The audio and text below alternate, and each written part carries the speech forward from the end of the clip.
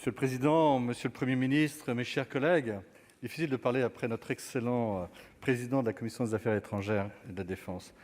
Les nations ne peuvent pas avoir de tranquillité sans une armée, pas d'armée sans un solde et pas de solde sans impôt. Tacite rappelait ainsi que la sécurité a un coût auquel il est dangereux d'échapper. Après le démantèlement de l'Union soviétique, certains ont cru à un désarmement progressif. Ils ont pensé qu'il suffirait d'engranger les dividendes de la paix en se plaçant sous la protection du drapeau américain. En France, nos armées ont trop souvent été la variable d'ajustement des politiques publiques. C'est ainsi que le budget de la défense est passé de 2,30% du PIB en 2007 à 1,79% en 2016. Nos armées ont été constamment actives, pourtant, sur la scène internationale ainsi qu'à l'intérieur de notre territoire. Nous voulons leur rendre hommage, nos soldats qui sacrifient jusqu'à leur vie pour la défense de la France et dont certains ont récemment été blessés au Mali, doivent avoir des moyens adaptés à leur mission. À cet égard, la loi de programmation militaire votée en 2018 marque un tournant que nous saluons. À partir de cette date, la France est engagée à inverser la tendance et à renforcer ses capacités de défense. Cette remise à niveau s'appuie notamment sur une analyse exprimée dans la revue stratégique « Le monde dans lequel nous vivons devient plus instable et plus dangereux ».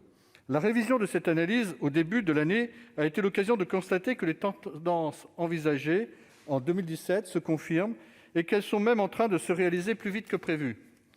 La France reste une cible privilégiée des djihadistes en raison de ses valeurs et de son action en faveur de la liberté. Le retour des talibans en Afghanistan, accompagné par le retrait américain, laisse craindre l'émergence d'un sanctuaire djihadiste. Et au Sahel, territoire 5 fois plus étendu que l'Afghanistan, les islamistes gagnent du terrain. Notre armée doit également faire face à la menace grandissante exercée par des États qui emploient des stratégies hybrides à notre encontre. Ces États ont encore engagé un travail de sape de l'ordre mondial. Ils procèdent à des coups de force tels qu'ils le peuvent. Nous l'avons vu en Géorgie, en Ukraine, au Haut-Karabakh, en Méditerranée orientale, en Libye, au Venezuela ou encore en Syrie.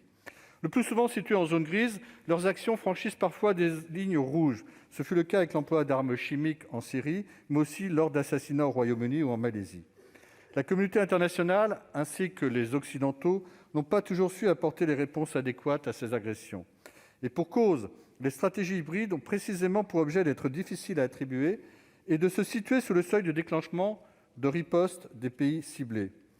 Ces États cherchent à affaiblir nos démocraties au moyen de stratégies indirectes, ils manipulent l'information, tentent d'influencer nos élections. Nous devons nous donner les moyens de relever ce défi dans le cadre de l'actualisation de cette LPM. Ces agressions interviennent en effet alors que les États-Unis ne consacrent plus autant d'attention à l'Europe. En effet, cela fait maintenant près de 10 ans que le pivot américain vers l'Asie a été amorcé. Après une période de mort cérébrale, le dernier sommet de l'OTAN laisse espérer le retour des Américains auprès de leurs alliés. Il a surtout permis de confirmer que Pékin est la priorité numéro 1 de Washington. Dans cette perspective, il est indispensable que les Européens deviennent plus résilients. L'Union européenne est cependant encore loin de pouvoir assurer la défense de ses peuples, et donc la France doit absolument adapter son modèle et se préparer à un conflit de haute intensité.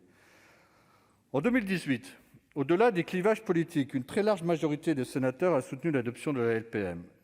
Nous sommes tous convaincus de la nécessité de donner à nos soldats les moyens d'accomplir les missions qui leur sont confiées. Entre 2019 et 2025, la France doit consacrer 295 milliards d'euros à sa défense, ça a été rappelé. Les efforts doivent aller croissant. Nous sommes déçus, monsieur le Premier ministre, que l'actualisation de 2021 ne se fasse pas par l'intermédiaire d'une loi. D'abord parce que nous avons toujours eu à cœur de contribuer au mieux à la définition des efforts consentis par la Nation au profit de nos soldats, qui savent pouvoir compter sur notre soutien entier. Ensuite, parce que le parallélisme des formes nous paraît imposer que le Parlement actualise les lois de programmation qu'il a lui-même votées. Monsieur le Premier ministre, vous êtes félicité de la vente à la Grèce, à l'Égypte, à la Croatie de Rafale.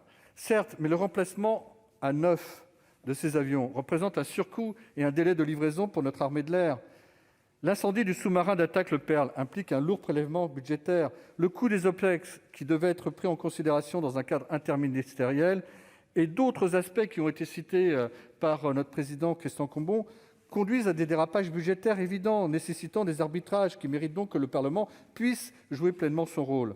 La sécurité de nos soldats est prioritaire. Il ne faudrait pas que les petits équipements, notamment la rénovation des véhicules blindés légers, puissent être une variable d'ajustement.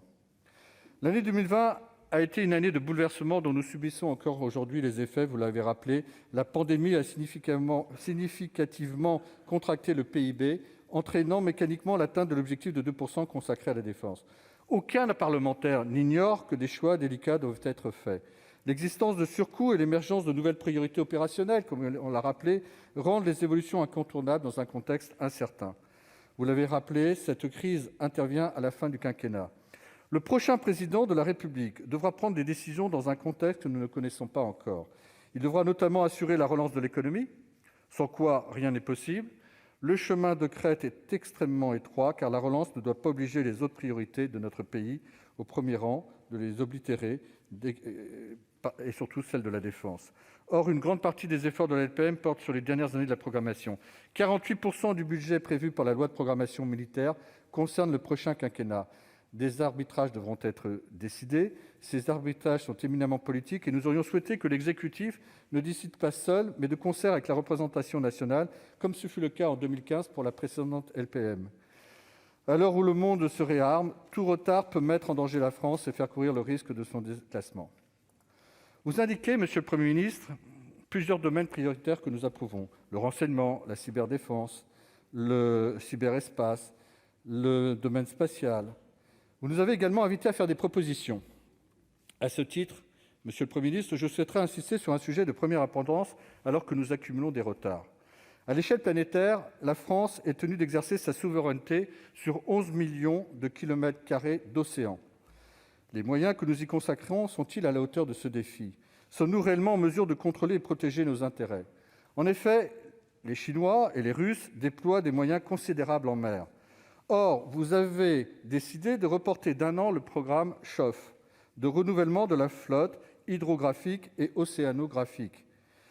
N'est-ce pas là un paradoxe, puisque nous devrions au contraire accélérer la mise en œuvre de ce programme ? Je pense sincèrement, Monsieur le Premier ministre, que vous devriez revenir sur cette orientation.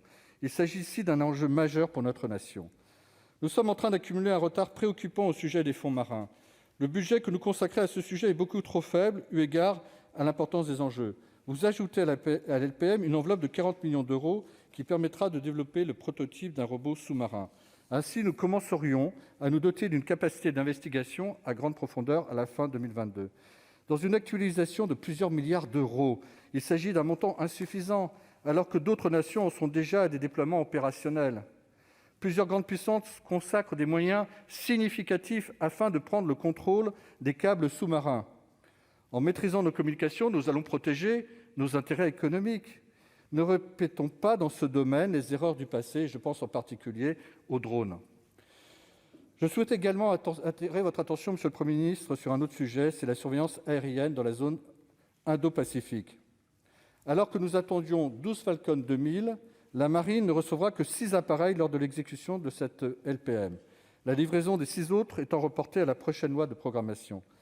Dans cette vaste région du monde, où les capacités militaires d'autres nations ne cessent de croître, un arbitrage à la baisse risque de nous être lourdement préjudiciable.